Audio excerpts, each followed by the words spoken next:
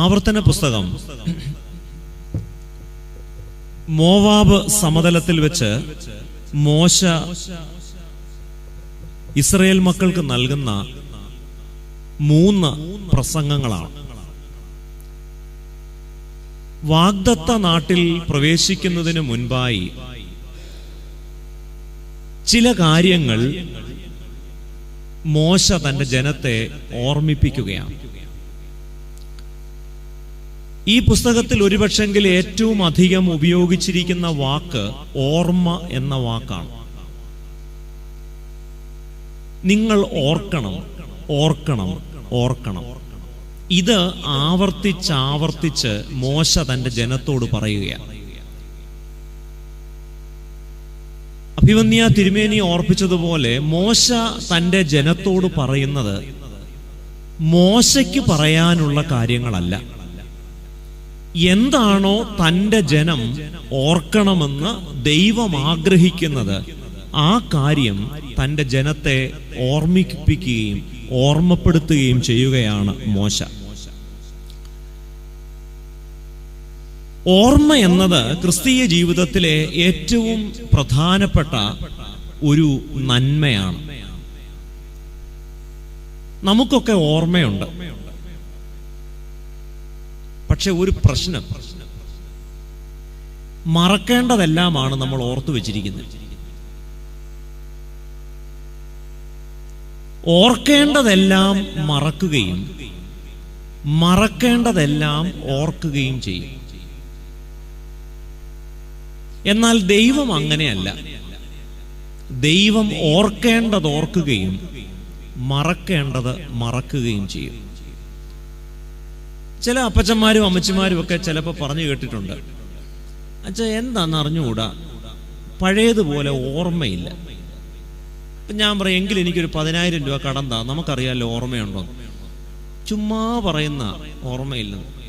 വേണ്ടാത്തത് മുഴുവൻ ഓർത്തു വെച്ചിട്ടുണ്ട്, വേണ്ടതൊന്നും. അതുകൊണ്ട് ഈ ഓർമ്മയില്ലെന്നുള്ളതല്ല നമ്മുടെ പ്രശ്നം. നമുക്ക് ഓർമ്മയുള്ളത് മുഴുവൻ മറക്കേണ്ട കാര്യങ്ങളാണ്.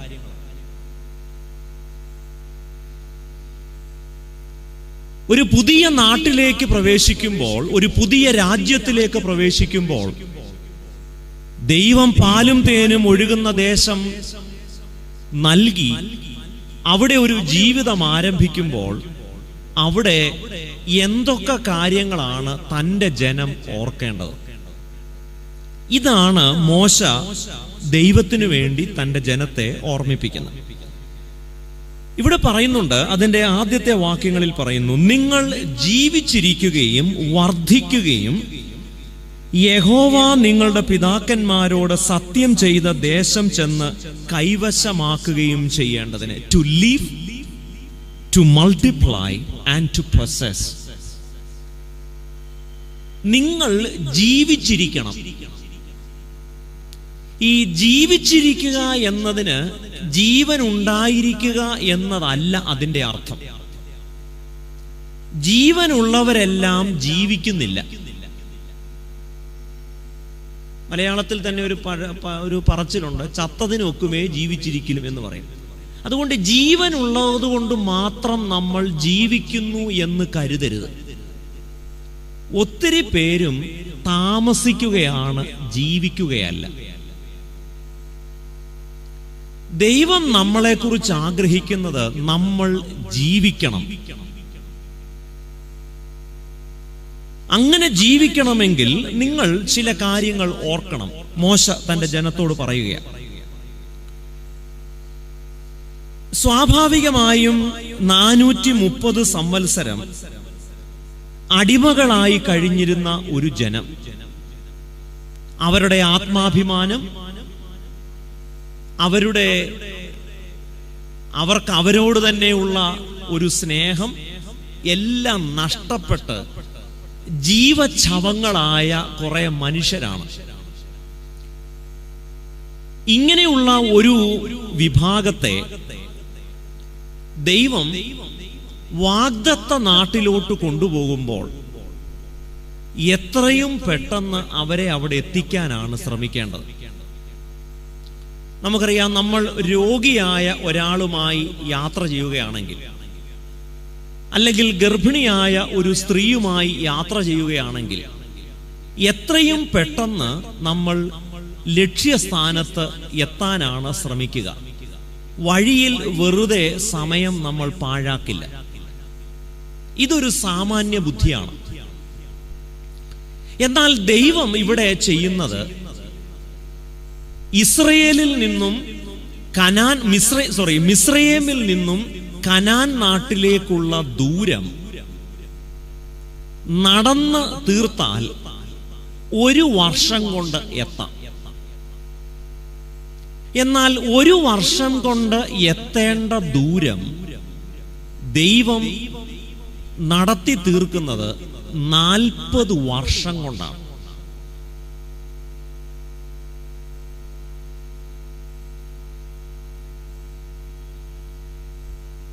എത്രയും പെട്ടെന്ന് കനാൻ നാട്ടിൽ എത്തിക്കേണ്ട ഒരു വലിയ പുരുഷാരത്തെ ദൈവം എന്തിനാണ് ഇങ്ങനെ മനഃപൂർവം വൈകിപ്പിക്കുന്നത്? 1 കൊല്ലം ദൂരമുള്ള ഒരു സ്ഥലം 2 കൊല്ലമോ 10 കൊല്ലമോ എടുത്താൽ മനസ്സിലാക്കാം. പക്ഷേ 40 വർഷം ഒരു തരത്തിലും ന്യായീകരിക്കാവുന്ന ഒരു പ്രവൃത്തിയല്ല, ഒരു തരത്തിലും വിശദീകരിക്കാവുന്ന ഒരു കാര്യമല്ല. എന്നാൽ 1 കൊല്ലം കൊണ്ട് നടന്നു തീർക്കേണ്ട ദൂരം 40 കൊല്ലം കൊണ്ട് ദൈവം നടത്തി തീർക്കുന്നതിന് കൃത്യമായ ഒരു ഉദ്ദേശ്യമുണ്ട്. എന്തായിരുന്നു ദൈവത്തിന്റെ ഉദ്ദേശ്യമെന്ന് ദൈവം തന്റെ ജനത്തോട് മോശ മുഖാന്തരം വിശദീകരിക്കുകയാണ്. അവിടെ 2-ാമത്തെ വാക്യത്തിൽ പറയുന്നുണ്ട്, എന്തിനാണ് ദൈവം മരുഭൂമിയിലൂടെ തന്റെ ജനത്തെ 40 വർഷം നടത്തിയത്? അതിനൊരു കാരണം വേദപുസ്തകം നമ്മോട് പറയുന്നു. ഒന്ന്, നിങ്ങളെ താഴ്ത്തുവാൻ, ടു മേക്ക് യു ഹംബിൾ. അതൊരു വല്ലാത്ത താഴ്ത്ത. 430 കൊല്ലം അടിമയായി കഴിഞ്ഞ ജനങ്ങൾ ഇനി ഇതിൽ കൂടുതൽ എന്തോ താഴാനാ? തകർന്നിരിക്കുന്ന ജനമാണ്, ജീവിച്ചിരിക്കുന്ന ശവങ്ങളാണവർ. അടികൊണ്ടും അപമാനമേറ്റും ചാട്ടവാറടി കൊണ്ടും നിന്നയേറ്റും 430 കൊല്ലം ജീവിച്ച ജനത്തെക്കുറിച്ച് ദൈവം പറയുക, നിങ്ങളെ 40 കൊല്ലം നടത്തിച്ചത് എന്തിനാണെന്നറിയാമോ? നിങ്ങളെ താഴ്ത്താനാ. ഞാൻ ചോദിക്കട്ടെ, ഇതിൽ കൂടുതൽ എന്ത് താഴാനാ? നമ്മൾ പറയും ചവിട്ടിക്കോ, പക്ഷെ ഭൂമിയോളം ചവിട്ടി താഴ്ത്തരുത്. എന്തുകൊണ്ടാണ് ദൈവം തന്റെ ജനത്തെ താഴ്ത്താൻ ആഗ്രഹിക്കുന്നത്? അവരഹങ്കാരികളായതുകൊണ്ടാണോ? അവർക്ക് താഴ്മയില്ലാത്തത് കൊണ്ടാണോ? എന്തുകൊണ്ടായിരിക്കാം?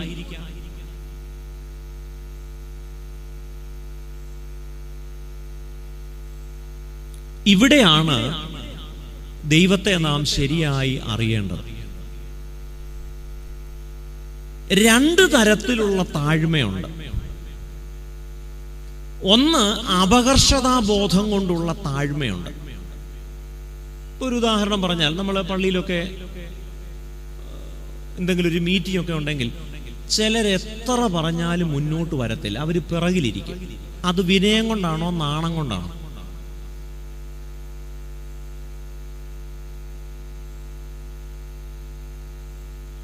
നമ്മുടെ കാര്യം വിനയം കൊണ്ടാണ്. അതിന് വിനയമെന്നല്ല പറയുന്നത്. അല്ലെങ്കിൽ ആരെങ്കിലും കുറച്ചുപേര് നിൽക്കുന്ന സമയത്ത് അവരെ മുൻപിൽ വരത്തില്ല, പിറകിൽ എവിടെങ്കിലും നിൽക്കും. അതിന് വിനയമെന്നല്ല പറയുന്നത്.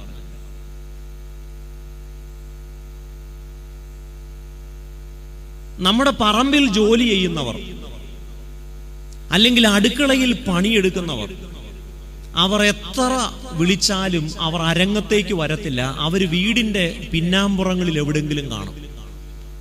അത് വിനയമല്ല.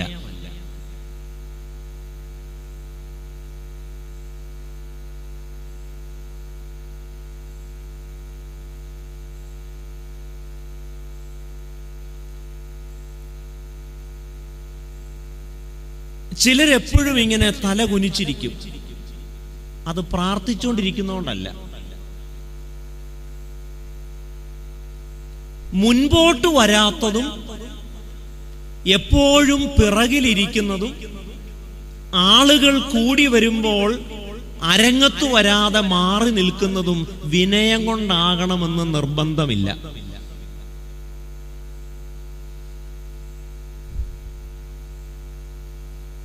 അവരെല്ലാം വിനയത്തിന്റെ university പഠിച്ചവരാണെന്ന് ധരിക്കണ്ട.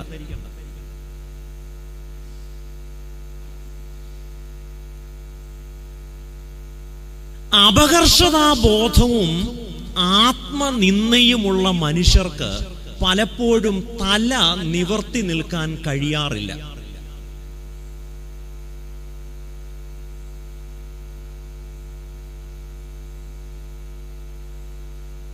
Humility is not self-pity. അവനവനെ കുറിച്ച് മതിപ്പില്ലാതിരിക്കുന്നതിനല്ല വിനയം എന്ന് പറയുന്നത്.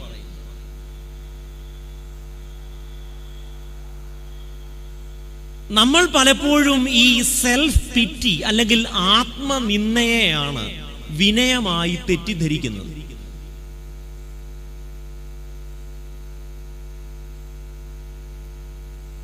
നമ്മുടെ കുട്ടികൾ പേരൻസ് ടീച്ചേഴ്സ് മീറ്റിങ്ങിനൊക്കെ ചിലപ്പം ചെല്ലാൻ പറഞ്ഞാൽ നമ്മൾ അങ്ങ് മടിച്ചു നിൽക്കും. അത് വിനയത്തിൽ നമ്മൾ PhD ഉള്ളതുകൊണ്ടല്ല. അവിടെ ചെന്ന എന്തിനാ? അത് സെൽഫ് പിറ്റിയാ, അത് വിനയമല്ല. ആത്മവിശ്വാസമില്ലായ്മയല്ല വിനയം. ആത്മാഭിമാനമില്ലായ്മയല്ല വിനയം. ആത്മനിന്ദയല്ല വിനയം. ഇവിടെ ഇസ്രായേൽ മക്കൾക്ക് വിനയമുണ്ട്, പക്ഷേ അത് ആത്മനിന്ദയിൽ നിന്നുള്ള വിനയമാണ്. കാരണം അവർ അടിമകളായിരുന്നു 430 വർഷം. അതുകൊണ്ട് നിങ്ങളെ താഴ്ത്തുവാൻ ഞാൻ 40 കൊല്ലം മരുഭൂമിയിലൂടെ നടത്തി എന്ന് പറഞ്ഞാൽ നമ്മൾ അത് വളരെ സൂക്ഷ്മമായി വായിക്കണം. അല്ലാതെ തകർന്നിരിക്കുന്നവനെ ജീവിതത്തിൽ അടിമകളായി ആട്ടും തുപ്പുമേറ്റ് 430 കൊല്ലം ജീവിച്ച ജനത്തെ വീണ്ടും അടിച്ചു താഴ്ത്താനല്ല. ഇപ്പോഴുള്ള വിനയം മാറ്റി ഒരു പുതിയ സൈസ് വിനയം ഉണ്ടാവണം.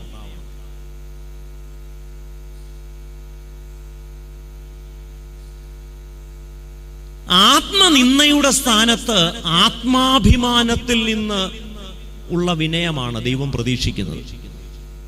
അടിമയ്ക്ക് ചേർന്നതല്ല, മക്കൾക്ക് ചേർന്ന താഴ്മയാണ് ദൈവം പ്രതീക്ഷിക്കുന്നത്.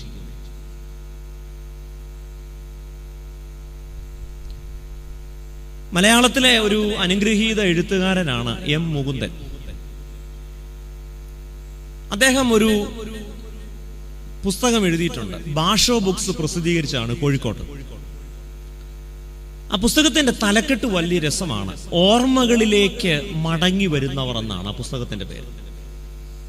അതിൽ മലയാളത്തിലെ വളരെ പ്രസിദ്ധനായ ഒരു എഴുത്തുകാരനായ OV വിജയനെ കുറിച്ച് ഒരു ഓർമ്മക്കുറിപ്പുണ്ട്. M. മുകുന്ദനും OV വിജയനും VKN ഒക്കെ MP നാരായണ പിള്ളയും ഒക്കെ ഡൽഹിയിൽ താമസിച്ചിരുന്ന കാലത്ത് അന്നത്തെ രാഷ്ട്രപതി ഒരു ഓണസദ്യക്ക് ഇവരെ എല്ലാവരെയും വിളിച്ചു. എല്ലാവരും പോകാൻ തീരുമാനിച്ചു. പക്ഷേ OV വിജയൻ മാത്രം പോകില്ല. അദ്ദേഹത്തിന് ഇങ്ങനെ ഈ വലിയ ആളുകൾ ഇരിക്കുന്ന സദസ്സിൽ പോകുന്നത് അദ്ദേഹത്തിന് നാണമാണ്.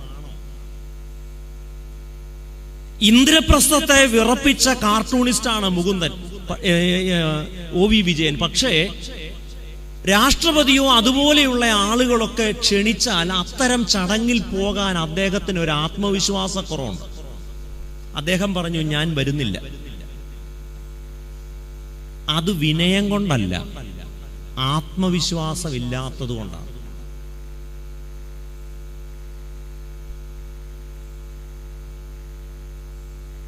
ദൈവം തൻ്റെ ജനത്തെ താഴ്ത്തുകയാണ്. തകർന്നിരിക്കുന്നവനെ വീണ്ടും തകർക്കാനല്ല. ഇപ്പോൾ നിങ്ങൾക്കുള്ള വിനയം എന്നത് ഒരു തരം അപകർഷതാബോധമാണ്. 430 കൊല്ലം അടിമയായി കഴിഞ്ഞതിൻ്റെ ഒരു അടിമത്ത മനോഭാവമാണ് നിങ്ങളുടെ മനസ്സിൽ.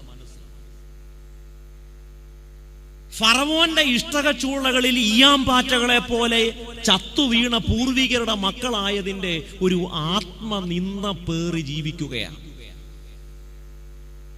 ദൈവം തന്റെ ജനത്തെ താഴ്ത്തുന്നത് ആത്മനിന്ദയിൽ ജീവിക്കാനല്ല, ആത്മാഭിമാനത്തോടെ ജീവിക്കാനാണ്. From self pity to self esteem.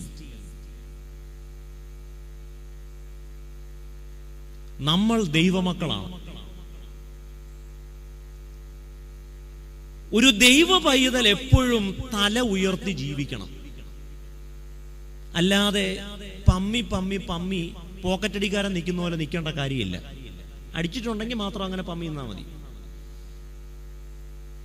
ഈ പമ്മി നിൽക്കുന്നതാണ് വിനയമെന്ന് എങ്ങനെയോ നമ്മൾ ധരിച്ചു വശായിട്ടുണ്ട്. എന്നാൽ അത്തരം ഒരു അപകർഷതാബോധമല്ല, ആത്മാഭിമാനമില്ലായ്മയല്ല ദൈവം പ്രതീക്ഷിക്കുന്നത്. അടിമയുടെ താഴ്മയല്ല, മക്കൾക്ക് ചേർന്ന താഴ്മയാണ്. അത് പരിശീലിപ്പിക്കാനും പഠിപ്പിക്കാനുമാണ് ദൈവം എന്ത് ചെയ്യുന്നത്? 40 കൊല്ലം ഇസ്രായേൽ മക്കളെ മരുഭൂമിയിൽ നടത്തിയത്.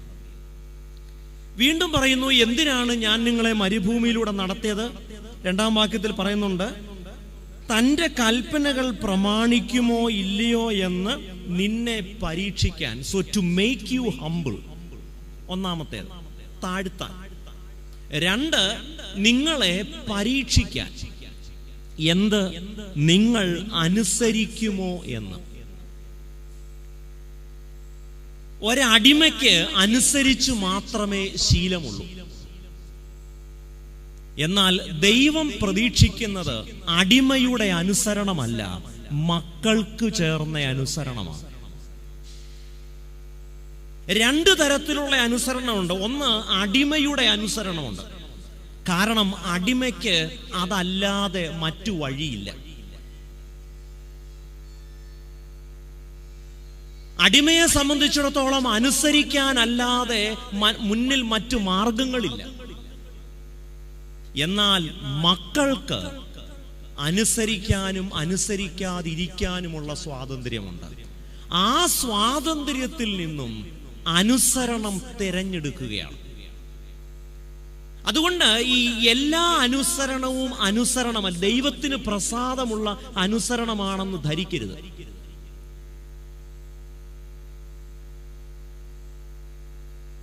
അടിമകൾ യജമാനൻ പറയുന്നത് അനുസരിക്കാതല്ലാതെ അനുസരിക്കാതിരിക്കാൻ അവർക്കാവില്ല. എന്നാൽ മക്കൾ അപ്പനെ അനുസരിക്കുന്നത് സ്നേഹത്തിൽ നിന്നാണ്, ഭയത്തിൽ നിന്നല്ല. അടിമ യജമാനനെ അനുസരിക്കുന്നത് സ്നേഹത്തിൽ നിന്നല്ല, ഭയത്തിൽ നിന്നാണ്. ദൈവം പ്രതീക്ഷിക്കുന്ന അനുസരണം അടിമയുടെ അനുസരണമല്ല, അവനെ ആരാധിക്കുന്നവന് ചേർന്ന അനുസരണമാണ്. അതുകൊണ്ട് ഈ ഓരോ ഈ 3 കാര്യങ്ങൾ 2-ാം വാക്യത്തിൽ പറയുമ്പോഴും കൃത്യമായി മോശ പറയുന്നുണ്ട്. ഒന്ന്, നിങ്ങളുടെ വിനയം എന്നത് അടിമയുടെ വിനയമാവരുത്, അത് മക്കൾക്ക് ചേർന്ന വിനയമാവണം. 2, നിങ്ങളുടെ അനുസരണം എന്നത് അടിമയുടെ അനുസരണമല്ല, മക്കൾക്ക് ചേർന്ന അനുസരണമാവണം. അടിമത്വത്തിൽ നിന്നും മക്കൾ എന്ന പദവിയിലേക്കുള്ള മാറ്റമാണ് മിസ്രയീമിൽ നിന്നും വാഗ്ദത്ത നാട്ടിലോട്ടുള്ള മാറ്റത്തിലൂടെ സംഭവിക്കുന്നത്. 3-ാമത് പറയുന്നത്, നിങ്ങളുടെ ഹൃദയത്തിൽ ഇരിക്കുന്നത് എന്താണെന്ന് അറിയണം. എന്ന് പറഞ്ഞാൽ എന്നാ? ഒരാളുടെ ഹൃദയത്തിൽ ഇരിക്കുന്നത് എപ്പോഴാണ് അറിയുന്നത്? സ്നേഹമായിട്ടിരിക്കുമ്പോഴാണോ പിണങ്ങുമ്പോഴാണോ?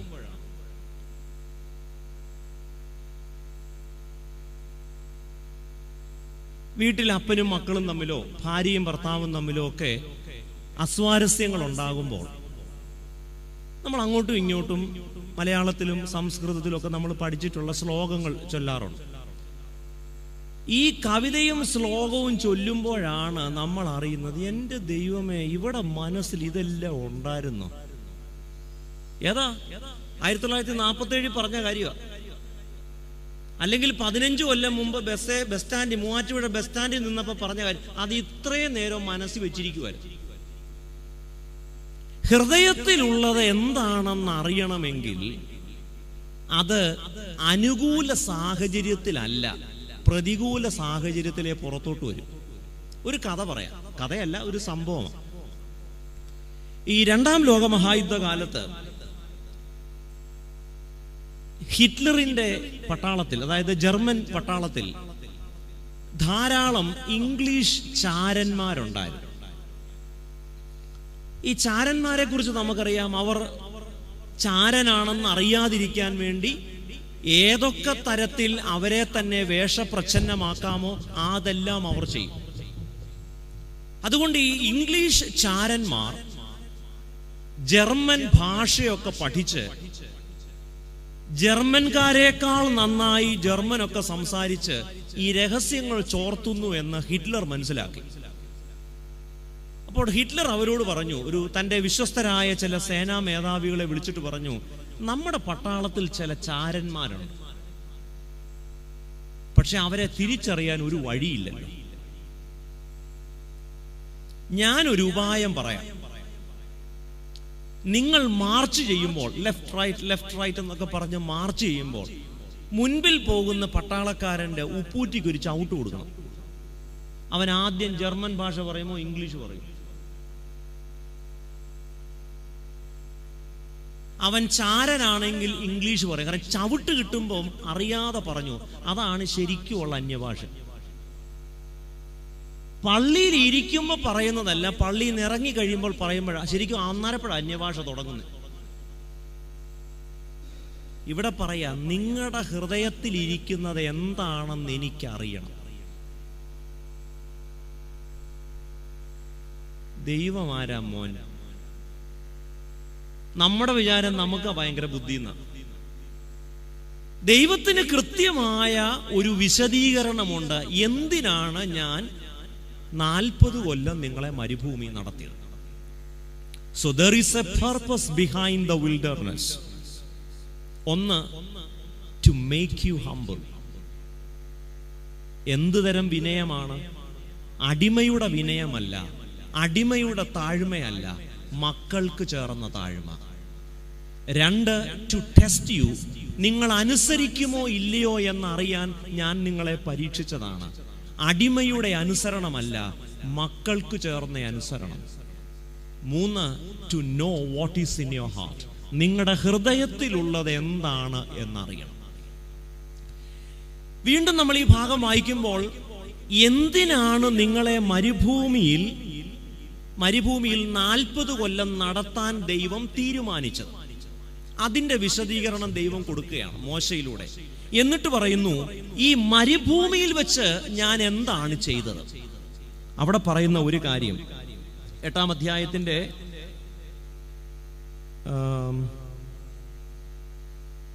3-ാമത്തെ വാക്യം അവിടെ പറയുന്നു, അവൻ നിന്നെ താഴ്ത്തുകയും നിന്നെ വിശപ്പിക്കുകയും മനുഷ്യൻ അപ്പം കൊണ്ട് മാത്രമല്ല ജീവിക്കുന്നത്.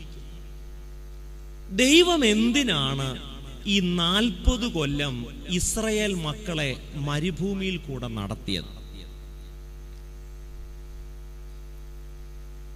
നമുക്ക് ജീവിക്കാൻ അപ്പം മാത്രം പോരാ, അപ്പൻ വേണം. മറ്റൊരു വിധത്തിൽ പറഞ്ഞാൽ, ഈ അടിമകളായിരുന്ന ഈ ജനത്തിന് ഒറ്റ കാര്യമേ ഉള്ളൂ മനസ്സിൽ, അപ്പം അപ്പം അപ്പം. അപ്പൻ വേണ്ട, അവർക്ക് അപ്പം മതി. അപ്പം ശരണം. എന്നാൽ ഈ ജനം ഒരു കാര്യം തിരിച്ചറിയണമെന്ന് ദൈവം ആഗ്രഹിക്കുന്നു. അതായത് എന്താണത്? അപ്പമല്ല, അപ്പനാണ് പ്രധാനം. മനുഷ്യൻ അപ്പം കൊണ്ട് മാത്രമല്ല ജീവിക്കുന്നത്. ധൂർത്തപുത്രനെ കുറിച്ച്, മുടിയനായ പുത്രനെ കുറിച്ച് പുതിയ നിയമത്തിൽ ഒരു കഥയുണ്ട്, നിങ്ങൾക്കറിയാവുന്നത്.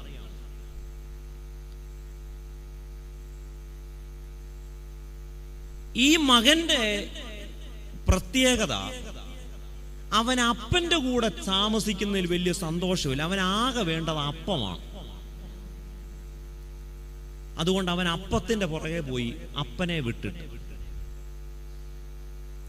കുറെ കാലം കഴിഞ്ഞു. അപ്പം തിന്ന് അവസാനം പന്നിയുടെ ആണെങ്കിലും വേണ്ടില്ല, അത് മതി എന്നുള്ളൊരവസ്ഥയിലെത്തിയവൻ. അപ്പോൾ അവന് സുബോധം വന്നു. അവിടെ ഉപയോഗിച്ചിരിക്കുന്ന വാക്ക് അങ്ങനെയാണ്, അവന് സുബോധം വന്നു. സുബോധം വന്നപ്പോൾ അവൻ മനസ്സിലാക്കിയ ഒരു കാര്യം, അപ്പമല്ല വലുത്, അപ്പനാണ് വലുത്.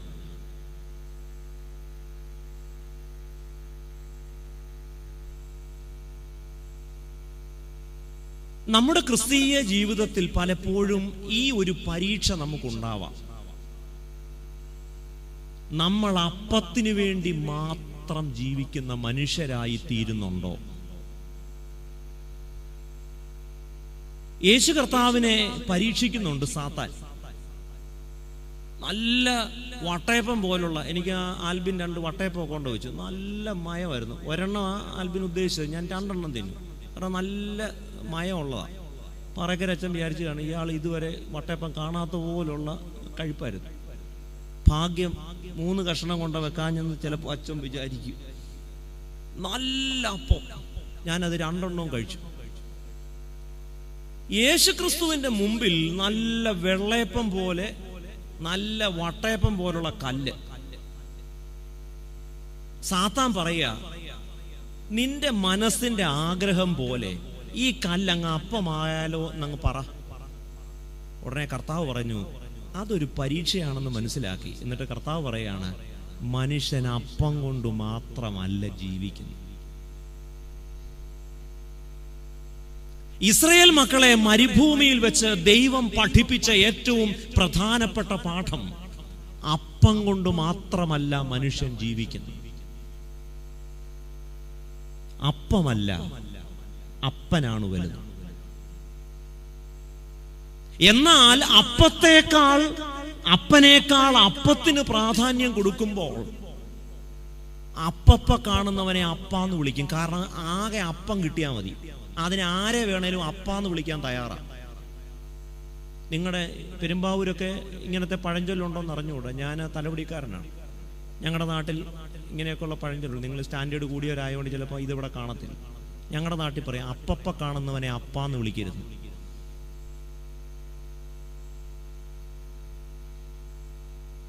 അപ്പം മതിയെങ്കിൽ ആരെ അപ്പാന്ന് വിളിക്കാം. അപ്പം ശരണം എന്നതിൽ നിന്നും അപ്പൻ ശരണം എന്നതിലേക്ക് തൻ്റെ ജനം മാറണം.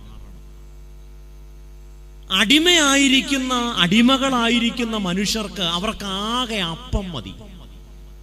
എന്നാൽ മക്കൾക്ക് വേണ്ടത് അപ്പമല്ല, അപ്പനാണ്.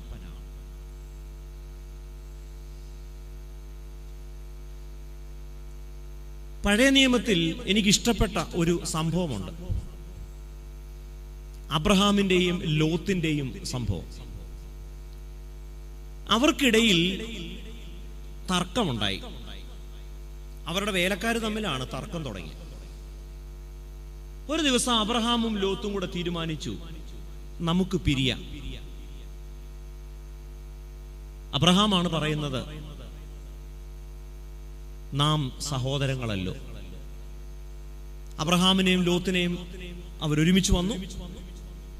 അവർ ഭാര്യമാരെ കൊണ്ടുപോയില്ല. അതെന്തുകൊണ്ടാണെന്ന് എനിക്ക് അറിഞ്ഞുകൂടാ. അവര് ചേട്ടനും അനിയനും കൂടിയാണ് വസ്തു വീതം വയ്ക്കാൻ. നല്ലൊരു മാതൃകയാണ് കേട്ടോ. വസ്തു വീതം വയ്ക്കുമ്പോൾ ആരെ കൊണ്ടുപോണ്ട? ചേട്ടനും അനിയനും മാത്രം മതി. അബ്രഹാം അങ്ങനെ ചെയ്തു കേട്ടോ. എന്നിട്ട് വസ്തു വീതം വയ്ക്കാനായിട്ട് എല്ലാവരും ഒരുമിച്ചിരുന്നു. ഈ അബ്രഹാമും ലോത്തും. അപ്പോൾ ലോത്തിനോട് ചോദിച്ചു, നിനക്ക് എന്ത് വേണം? അപ്പോൾ ലോത്ത് ഭയങ്കര ബുദ്ധിമാനാണ്, അയാൾ MBA ഒക്കെ പഠിച്ച പെരുമ്പാവൂർ കോളേജിൽ നിന്ന്. അപ്പോൾ ലോത്ത് നോക്കിയപ്പം കൊള്ളാം, നല്ല വെള്ളമുള്ള സ്ഥലം, വളരെ ഫെർട്ടൈലാണ്, തല പൊക്കി നോക്കിയപ്പോൾ നീരോട്ടമുള്ള പ്രദേശം, അതുകൊണ്ട് കൊള്ളാവുന്ന സ്ഥലം അങ്ങെടുത്തു. അപ്പൊ അബ്രഹാം പറഞ്ഞു, നിനക്കത് മതിയോ? എനിക്കത് മതി. ആട്ടെ, നീ വലത്തോട്ടെങ്കിൽ ഞാൻ ഇടത്തോട്ട് പോക്കോളാം. രണ്ടുപേരും വസ്തുവൊക്കെ വീതം വെച്ച് കഴിഞ്ഞതിന് ശേഷം വൈകിട്ട് വീട്ടിലോട്ട് പോയി. ഞാൻ എൻ്റെ ഭാവനയിൽ കാണുന്ന ഒരു രംഗമാണ്.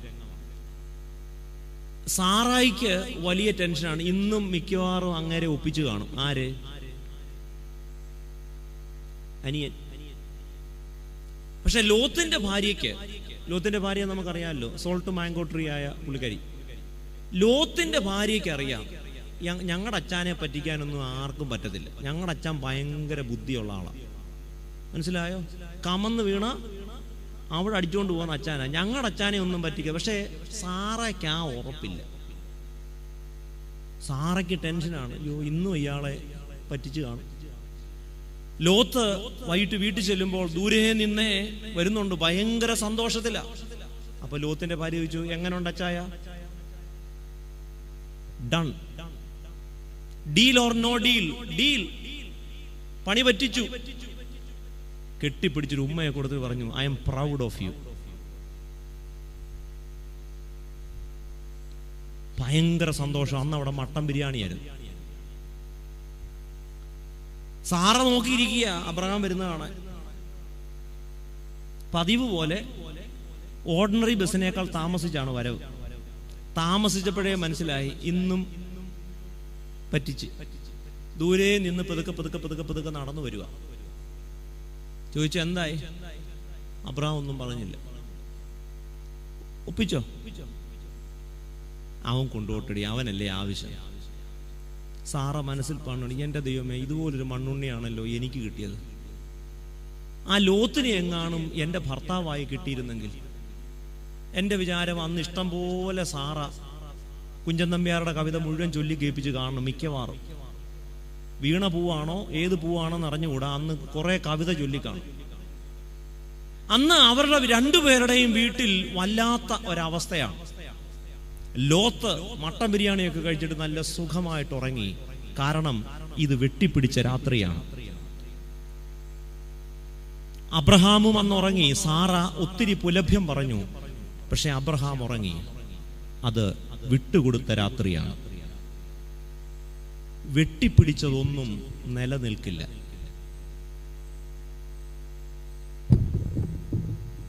നമുക്ക് തോന്നും നമ്മൾ വലിയ ബുദ്ധിമാന്മാരാണെന്ന്. നമുക്ക് തോന്നും നമ്മുടെ സാമർഥ്യം കൊണ്ട് നമുക്ക് പലതും വെട്ടിപ്പിടിക്കാമെന്ന്. ലോത്ത് അതിസമർത്ഥനും അതിബുദ്ധിമാനുമാണ്. അവൻ വെട്ടിപ്പിടിച്ചു. അബ്രഹാം വെട്ടിപ്പിടിച്ചില്ല, വിട്ടുകൊടുത്തു. വിട്ടുകൊടുക്കുന്നവരെല്ലാം മണ്ടന്മാരാണെന്നും വെട്ടിപ്പിടിക്കുന്നവരാണ് മിടുക്കന്മാരാണെന്നും കരുതുന്ന ഒരു ലോകത്താണ് നമ്മൾ ജീവിക്കുന്നത്. എന്നാൽ ആരാണ് യഥാർത്ഥത്തിൽ അനുഗ്രഹിക്കപ്പെട്ടത്?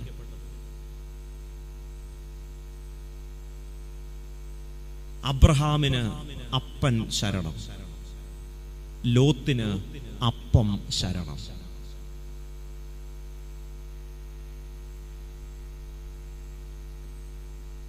ദൈവം നമ്മളെ പഠിപ്പിക്കാൻ ആഗ്രഹിക്കുന്ന പ്രധാനപ്പെട്ട അടുത്ത പാഠം ഇതാണ്. മനുഷ്യൻ അപ്പം കൊണ്ട് മാത്രമല്ല ജീവിക്കുന്നത്. അപ്പനുണ്ടെങ്കിൽ അപ്പത്തിന് പഞ്ഞമില്ല. ദൈവം ഇസ്രായേൽ ജനത്തോട് പറയുകയാണ്, മനുഷ്യൻ അപ്പം കൊണ്ട് മാത്രമല്ല ദൈവത്തിന്റെ വായിൽ നിന്ന് വരുന്ന സകല വചനം കൊണ്ടും ജീവിക്കുന്നു. വെട്ടിപ്പിടിക്കുന്നതൊന്നും നിലനിൽക്കില്ല. വിട്ടുകൊടുക്കുമ്പോൾ നാം അനുഗ്രഹിക്കപ്പെടുകയാണ്. മൂന്നാമത് ഒരു കാര്യം കൂടെ മോശ തന്റെ ജനത്തെ ദൈവത്തിന് വേണ്ടി ഓർമ്മിപ്പിക്കുകയാണ്. മരുഭൂമിയിലൂടെ നിങ്ങൾ നടന്നപ്പോൾ അവിടെ പറഞ്ഞൊരു കാര്യം, അതിന്റെ 5-ാമത്തെ വാക്യത്തിൽ, ഒരു മനുഷ്യൻ തൻ്റെ മകനെ ശിക്ഷിച്ച് വളർത്തുന്നത് പോലെ. നമ്മുടെ വ്യക്തി ജീവിതത്തിലൊക്കെ ചിലപ്പോൾ ഒത്തിരി സങ്കടങ്ങളും പ്രയാസങ്ങളും ഒക്കെ വന്നു എന്ന് വരാം. ദൈവം നമ്മളെ ശിക്ഷിക്കുകയാണെന്ന് നമുക്ക് തോന്നാം. എന്നാൽ ദൈവം തരുന്നത് ശിക്ഷയല്ല, അത് ശിക്ഷണമാണ്. It is not punishment but discipline. ശിക്ഷയും ശിക്ഷണവും തമ്മിൽ ഒത്തിരി വ്യത്യാസമുണ്ട്. പോലീസുകാർ നമുക്ക് തരുന്നത് എന്തുവാ? നമ്മൾ മാസ്ക് വെക്കാതെ പോകുമ്പോഴോ അല്ലെങ്കിൽ നമ്മൾ അമിത വേഗത്തിൽ പോകുമ്പോഴോ പോലീസുകാർ നമുക്ക് തരുന്ന സമ്മാനം അത് ശിക്ഷണമല്ല, അത് ശിക്ഷയാണ്. That is punishment. എന്നാൽ അപ്പൻ നമുക്ക് തരുന്നതോ അമ്മ നമുക്ക് തരുന്നതോ അത് ശിക്ഷണമാണ്. ദൈവം എന്ത് തന്നാലും അത് ശിക്ഷയല്ല, അത് ശിക്ഷണമാണ്. ഒരപ്പൻ തൻ്റെ മകനെ ശിക്ഷിച്ച് വളർത്തുന്നത് പോലെ പോലീസുകാരും നമ്മളെ തല്ലിയെന്ന് വരാം, അപ്പനും നമ്മെ തല്ലിയെന്ന് വരാം. പക്ഷെ രണ്ടുപേരും തല്ലുമ്പോൾ വേദനിച്ചെന്നും വരാം. പക്ഷേ രണ്ടുപേരും തല്ലുന്നതിന് രണ്ട് ഉദ്ദേശങ്ങളാവുള്ളൂ. ശിക്ഷയും ശിക്ഷണവും. എന്നെ കേൾക്കുന്ന പ്രിയപ്പെട്ടവരെ, നമ്മുടെ ഒക്കെ ജീവിതത്തിൽ ഒത്തിരി സങ്കടങ്ങളും വിഷമങ്ങളും പ്രശ്നങ്ങളും ദുഃഖങ്ങളും ഒക്കെ ഉണ്ടാവും.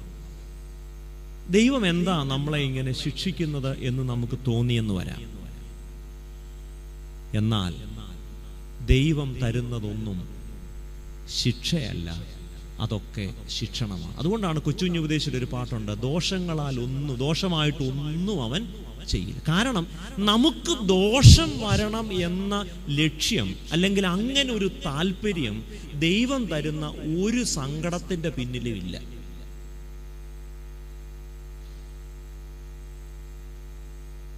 ദോഷം വരാനല്ല, കൂടുതൽ വലിയ ദോഷങ്ങൾ വരാതിരിക്കാനാണ്. നമുക്ക് ചിലപ്പോൾ തോന്നും, ദൈവം എന്താ നമുക്ക് നന്മയൊന്നും തരാത്തെ, നമ്മൾ കുറെ കാലമായിട്ടും പ്രാർത്ഥിച്ചിട്ടൊന്നും തരുന്നില്ലല്ലോ. ഈ ദൈവം ഒരു കാര്യം വേണ്ടാന്ന് വെച്ചാൽ പിന്നെ വലിയ ബലം പിടിക്കാതിരിക്കുന്നതാണ് നല്ലത്. കാരണം ഈ പിടിച്ചു വാങ്ങിച്ചു എന്നൊക്കെ നമ്മൾ പറയത്തില്ലേ, അതൊന്നും ശരിയാവത്തില്ല.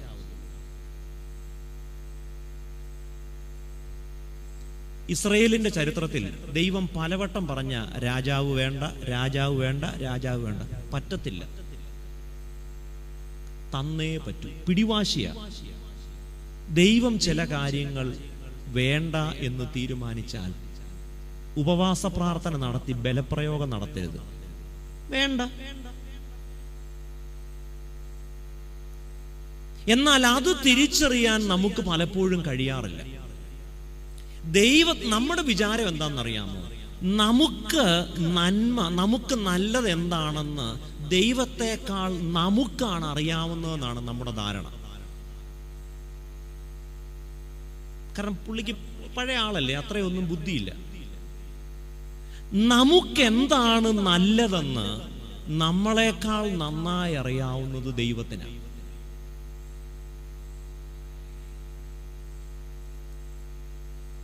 എനിക്കൊരു കുടുംബത്തെ അറിയാം. അവർക്ക് മക്കളില്ല. കുറേ പ്രാർത്ഥിച്ചിട്ടും കുഞ്ഞുങ്ങളെ കിട്ടിയില്ല. പക്ഷെ അവർ വിട്ടുകൊടുക്കാൻ തയ്യാറല്ല. വാങ്ങിച്ചേ അടങ്ങും.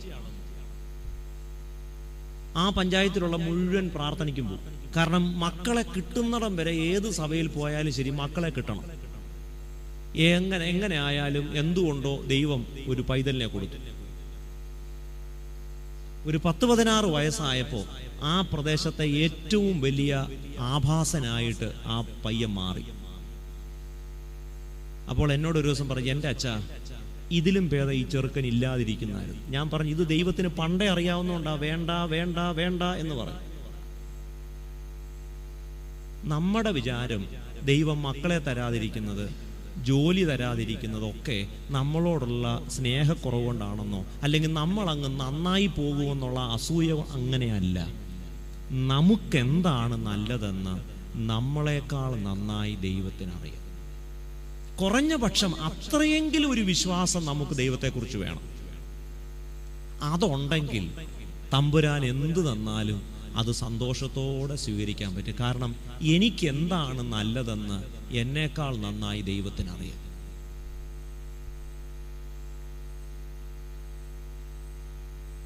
ദൈവം തരുന്ന ഒരു സങ്കടങ്ങളും ശിക്ഷയല്ല, അത് ശിക്ഷണമാണ്. ഞാൻ അവസാനിപ്പിക്കട്ടെ. മോവാബ് സമതലത്തിൽ വെച്ച് വാഗ്ദത്ത നാട്ടിലോട്ട് പ്രവേശിക്കാൻ പോകുന്ന ജനത്തോട് മോശ ചില കാര്യങ്ങൾ പറയുകയാണ്. എന്താണ് മോശ തൻ്റെ ജനത്തോട് പറയുന്നത്? അതിൻ്റെ 1-ാം ഭാഗത്ത് നമ്മൾ കണ്ടത്, എന്തിനാണ് 1 കൊല്ലം കൊണ്ട് നടക്കാവുന്ന ദൂരം 40 കൊല്ലം കൊണ്ട് തീർക്കാൻ ദൈവം തീരുമാനിച്ചത്? To make you humble, to test you and to know what is in your heart. നിങ്ങൾക്ക് താഴ്മയുണ്ടാവണം. അടിമയുടെ താഴ്മയല്ല, ആത്മനിന്ദയല്ല, ആത്മാഭിമാനം. From self pity to self esteem. 2, നിങ്ങൾക്ക് അനുസരണം ഉണ്ടാവണം. അത് അടിമയുടെ അനുസരണമല്ല, മക്കൾക്ക് ചേർന്ന അനുസരണം, ആരാധിക്കുന്നവന്റെ അനുസരണം. 3, ഹൃദയത്തിലുള്ളത് എന്താണ് എന്ന് ദൈവത്തിനറിയണം. 2-ാം ഭാഗത്ത് നമ്മൾ ചിന്തിച്ചത്, എന്താണ് ദൈവം മരുഭൂമിയിൽ വെച്ച് തൻ്റെ ജനത്തെ പഠിപ്പിച്ചത്? മനുഷ്യൻ അപ്പം കൊണ്ട് മാത്രമല്ല ജീവിക്കുന്നത്. അപ്പം ശരണം എന്ന അവസ്ഥയിൽ നിന്നും അപ്പൻ ശരണം എന്ന അവസ്ഥയിലേക്ക് ദൈവം നമുക്ക് തരുന്ന എല്ലാ മരുഭൂമിയുടെ അനുഭവങ്ങളിൽ നിന്നും ദൈവം നമ്മെ പഠിപ്പിക്കാൻ ആഗ്രഹിക്കുന്നത് ഇതുതന്നെയാണ്. വെട്ടിപ്പിടിക്കുന്നതൊന്നും നിലനിൽക്കില്ല. അബ്രഹാം വിട്ടുകൊടുത്തു, ലോത്ത് വെട്ടിപ്പിടിച്ചു. ലോത്തിന് അപ്പം ശരണം, അബ്രഹാമിന് അപ്പൻ ശരണം. ആരാണ് അനുഗ്രഹിക്കപ്പെട്ടത്? വെട്ടിപ്പിടിച്ചവനല്ല, വിട്ടുകൊടുത്തവൻ. ആരാണ് അനുഗ്രഹിക്കപ്പെട്ടത്? അപ്പം ശരണമാക്കിയതല്ല, അപ്പനെ ശരണമാക്കിയവരാ. ഏറ്റവും അവസാനം പറയുകയാണ്, ഞാൻ നിങ്ങളെ മരുഭൂമിയിൽ 40 കൊല്ലം നടത്തി. എങ്ങനെയാ നടത്തിയെന്നറിയാമോ? ഒരപ്പൻ തൻ്റെ മകനെ ശിക്ഷിച്ച് വളർത്തുന്നത് പോലെ. There is a heap of difference between punishment and disciplining. മാതാപിതാക്കൾ ചെയ്യുന്നത് ശിക്ഷയല്ല, അത് ശിക്ഷണമാണ്. ദൈവമാണ് ഏറ്റവും വലിയ അപ്പൻ. ദൈവമാണ് നമ്മുടെ അപ്പൻ. അവൻ നമ്മുടെ ജീവിതത്തിൽ തരുന്ന എല്ലാ സങ്കടങ്ങളും ദുരിതങ്ങളും വേദനകളും അതിനെ ശിക്ഷയായിട്ടല്ല കാണേണ്ടത്, അതിനെ ശിക്ഷണമായിട്ടാണ് കാണുന്നത്. ഞാൻ എന്തിനാണ് നിങ്ങളെ നടത്തിയത്? ഞാൻ നിങ്ങളെ ശിക്ഷിച്ച് കൊല്ലാനല്ല, ശിക്ഷിച്ച് വളർത്തുകയത്രേ. നമ്മുടെ വ്യക്തിപരമായ ജീവിതത്തിൽ, കുടുംബ ജീവിതത്തിലൊക്കെ പലതരത്തിലുള്ള മരുഭൂമിയുടെ അനുഭവങ്ങളൊക്കെ ഉണ്ടാവാം. എന്നാൽ ഇതിൻ്റെ പിന്നിലൊക്കെ ദൈവത്തിനൊരു ഉദ്ദേശ്യമുണ്ട്. ഇസ്രായേൽ ജനത്തെ 40 കൊല്ലം നടത്തിയതിൻ്റെ ഉദ്ദേശ്യം തൻ്റെ ജനത്തോട് ദൈവത്തിന് വേണ്ടി മോശ വിശദീകരിക്കുക. ഈ വിശദീകരണങ്ങൾ നമ്മുടെ വ്യക്തി ജീവിതത്തിൽ വളരെ പ്രസക്തമാണ്. നമ്മുടെ സഭാജീവിതത്തിൽ ഇത് വളരെ പ്രസക്തമാണ്. ദൈവം തരുന്ന അനുഭവങ്ങളെ ശിക്ഷയായിട്ടല്ല, ശിക്ഷണമായിട്ട് നമുക്ക് സ്വീകരിക്കാം. അവൻ നമ്മെ ശിക്ഷിക്കുന്നത് കൊല്ലാനല്ല, അവൻ നമ്മെ ശിക്ഷിക്കുന്നത് വളർത്താനാണ്. അതുകൊണ്ട് ദൈവത്തിൻ്റെ ജനമായി, ദൈവത്തിന് പ്രസാദമുള്ളവരായി അവൻ്റെ ഹിതം അനുസരിപ്പാൻ ദൈവം നമുക്ക് ഓരോരുത്തർക്കും സഹായിക്കട്ടെ എന്ന് ഞാൻ പ്രാർത്ഥിക്കുന്നു. ശ്രദ്ധയോടുകൂടെ നിങ്ങൾ എൻ്റെ വാക്ക് കേട്ടതിൽ എനിക്ക് നിങ്ങളോടുള്ള കടപ്പാടും ആദരവും ഞാൻ അറിയിക്കുകയും പ്രിയപ്പെട്ട പറയക്കര അച്ഛനോടും അഭിമന്യ തിരുമേനിയോടും എനിക്കുള്ള നന്ദി ഒരിക്കൽ കൂടെ അറിയിക്കുന്നു. ദൈവം നമ്മെ അനുഗ്രഹിക്കും. ദൈവനാമത്തിന്